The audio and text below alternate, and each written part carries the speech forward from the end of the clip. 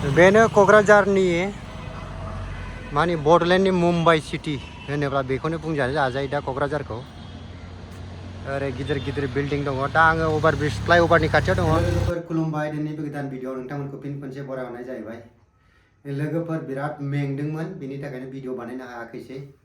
मानो होनब्ला मैया ओरैबायदि हाखु दाखुसो आं फैदों माबानिफ्राय गुवाहाटीनि एयारपर्टनिफ्राय। माने गारियाव माने ट्रेनाव गाखोनानै खारग्लुं खारसि माने गुवाहाटीयाव ओंखारनांगौ। आं माबायाव सांसाइ बे स्टेशनाव ओंखारनानै अला उबाराव बुक खालामनायसो फटाफट थांनानै माने गुवाहाटीनिफ्राय फ्लाइटखौ हमनो हादों आरो। नङाब्ला मैया फ्लाइटआनो थांगौसिगौमोन। बेबायदि आरो अबस्थाया।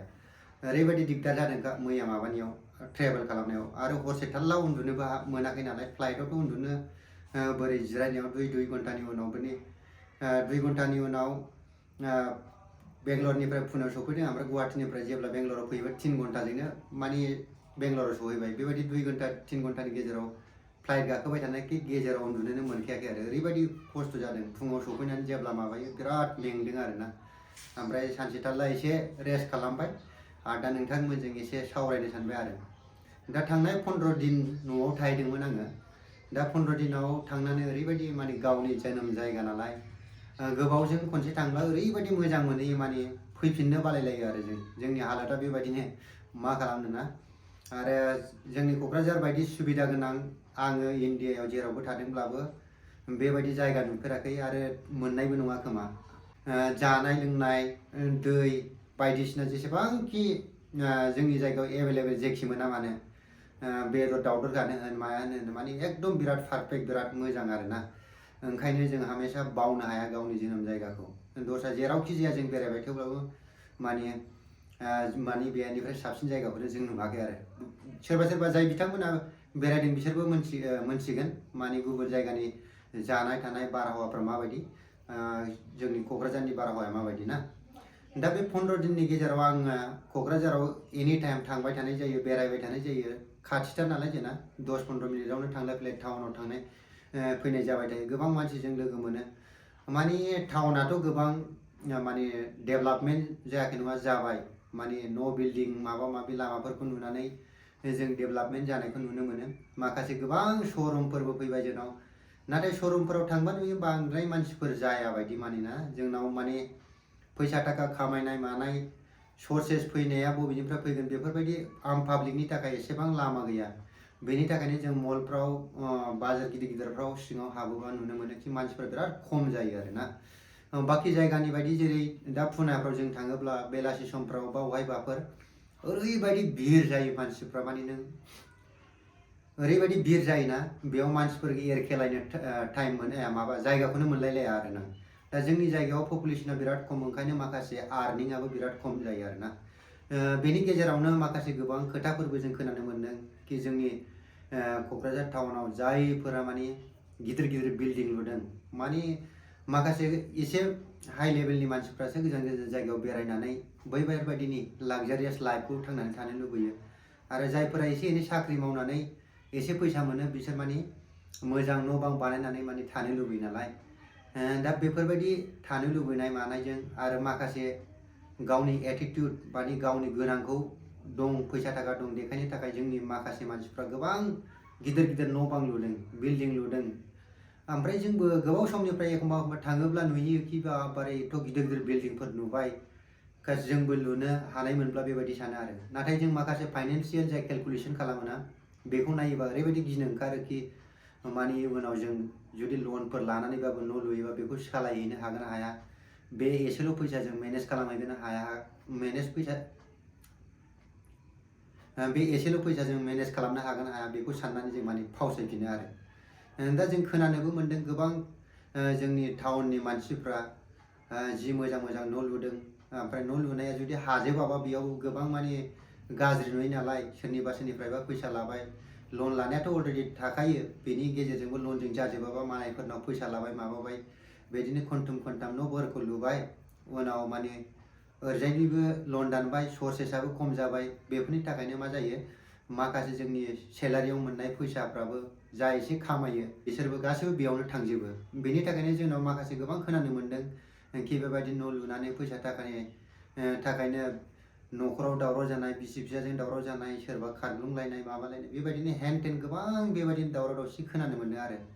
आं बुंनो सानो दि नैबे भिडिअनि गेजेरजों जाय बिथांमोना नर्माल साख्रि मावो बा एसे एनै खामायो, बांद्राय हाइ लेभेलनि न' लुवालासिनो एबा मालायखौ देखायनो सानालासिनो नर्माल जायफोरखौ थानो साफिसियेन्ट न' जायोना जोंनि आसामाव, बेफोरबायदि न'खौ लुबानो जायो। जुदि नोंनाव आर्निंआ बुरजा जायो, फैसा खामायनाया एभेलेबेल जायो, अब्ला नोंसोर मोजाङै लुबानो जायो। जोंनि जायगायाव दासो जौगाफुनाय, नाथाय जौगाफुनाय समावनो जों सार्टेनलि गावखौ बिराद गोजौ लेभेलाव देखायनो नागिरबा उनाव गाब्र'योबो, मिथिबायना। ओंखायनो बांद्राय डेभेलप देखायनांगौ दरकार गैया। जा लेभेलाव दङ बेजोंनो थांबानो जायो आरोना। मानो होनोबा बै जाय मानसिफ्रा एसे लेभेलाव थांखानाय मानसि, बेफोर मानसिखौ दुखुआव नुयोब्ला आरो जोंबो एसे गाज्रि मोनो। बेनि थाखायनो बेबायदि खालामनाया मोजां नङा होननानै आं सानो आरो। दा जोंनि क'क्राझारा बड'लेण्डनि मोनसे मुम्बाइ बायदि ना, माने बड'लेण्डनि जेसेबां डिस्ट्रिक्ट दङ बेनि गेजेराव सबसे डेभेलप माने टाउन होनोबा जोंनि क'क्राझारानो। दा जागोन, लासै लासैनो जागोन, बे उमेदखौ जोंबो नुहुरो। गुबुन जायगानि गिदिर गिदिर सेहेरफ्राव नुयोब्ला जों नुयो क'क्राझारालाय मा, क'क्राझार दाथ' फिसासो। फैबाय थानाय समाव जेब्ला पपुलेसना बांगोन अब्ला बेनि सारोथोरोब 10-15 किल'मिटार गोजानाव गासिबो टाउन बा टाउन एरिया जाजोबगोन, बा गिदिर गिदिर न' बांफोरखौ नुनो मोनजोबगोन आरो बेजों लोगोसे आं बुंनोबो सानो बेयाव जोंनि माखासे मानसिफोरखौ, दा जोंनि मानसिफोरा फैसा थाखा एसे हानि दामफोरखौ बुरजा मोनदों होननानै गोबां मानसिफ्रा हा फानलाबायनोबो नागिरो। जों ओंखायनो जोंनि बर'जोंनो बर' मानसिनो फाननो नागिरा, गुबुन मानसिनोसो फाननो नागिरो। मानोना गुबुन मानसिया हानि भेलुखौ मिथिगौ नालाय, बिसोरो बिराद बुरजा बुरजा दामजों फैसा होनानैबो हाखौ बायनानै लायो। बेनि थाखायनो नाथाय बेयो जोबोर गोरोन्थि जागोन। फैबाय थानाय समाव जाय फैसाजों नों मोनदों बे हानि दामखौ उननि समावबो बेनिफ्राय बांसिन फैसा मोननो हागोन। दिनै आं बुंनो सानो, गुरगावआव जेनेबा जों थादोंमोन जेब्ला, दिल्लीनिफ्राय 40-45 किल'मिटार माने गोजानाव बे गुरगाव होननाय जायगाया।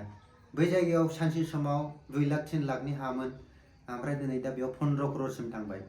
दा जोंनि जायगायावबो बेबायदि हानि दाम बारायनाया बारा गोबाव थानाय नंला। बेनि थाखायनो नोंथांमोनखौ बुङो आं हा फाननांगौनि दरकार गैया होननानै।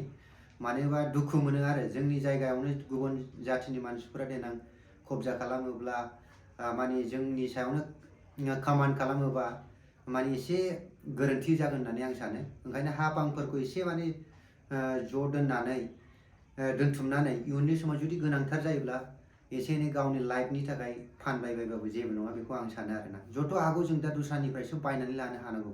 जोंबो कसिस खालामो, नाजायो, माने बायनानै माने दोनथुमनानै जाहाथे इयुन समाव मोजाङै मोनसे फैसा आरजिनो हायो बेजोंनो।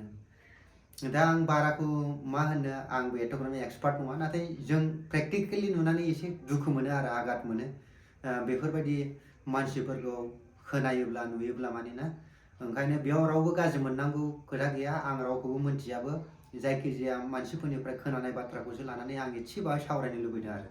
ओंखायनो नैबे स्लाइडआव नोंसिनो क'क्राझारनि माखासे टाउननि एरियाखौबो देखायबोबाय थादों आं। दा बेफोर टाउनफोरखौ नुनानै जोंनाबो एसे एक्साइटेड जायोखि जोंबो बानायथारनो होननानै। नाथाय सम थानायनि उनाव माने दसे सम थाथ'नानै उनाव लुगोन थारमाने ना। नाजागोन, थेवब्लाबो एसेग्राम हाइ लेभेलसिम लुवाब्लाबो नर्माल जों जेसेबां हायो बेसोरखौ लुनो नाजागोन। दा नोंसोरबो बयबो बर' जाथिनि गेजेराव बयबो जेब्ला जौगालांजोबगोन अब्लासो जोंनाव इना एनिया जोबलांगोन। जोंनाव दासिमबो गोबां इना एनि दं। सोरबा देरनायखौ सोरबा नायनो हाया, सोरबा मोजांखौ नायनो हायै गोबां मानसि दङ। आखलजों नङाबाबो गोसोजों, सिंजों, एक्टिंफोरजों गोबां बाथ्रा रायलायनायफ्रावबो हमनो हायो। ओंखायनो जोंनि मानसिफ्रा फाल्तु बांद्राय थायो नालाय, बैफोरबायदि खामानियाव एडजास्ट खालामैनि थाखायनो लाइफआव बिराद फ्रि। ओंखायनो मालायनि खामायनाय देरनाय बेफोरबायदि माबाखौ नुनानै जों बांसिन हिंसासो जायो आरो। नाथाय जानांगौआ बेसोखि जायफोरा गोजौआव थांखानाय बेफोरबायदि मानसिनिफ्राय सोलोंनानै जों माबोरै फैसा खामायनो हागोन, माबोरै न'खरखौ मोजां खालामनो हागोन, बेफोरखौथ' साननांगौ जोङो ना दिनै। दा दिनैनि भिडिअ'आ गोलाव जाबाय। दा जेबो बुंनांगौ गैला। लोगोफोर बयबो नोंसोरबो गियानिखा, बुजिनो गोरोंखा, अब्लाबो बुंनो गोसो जायो। दा दिनैनि भिडिअ'आ एसेनोसै लोगोफोर, खुलुमबाय।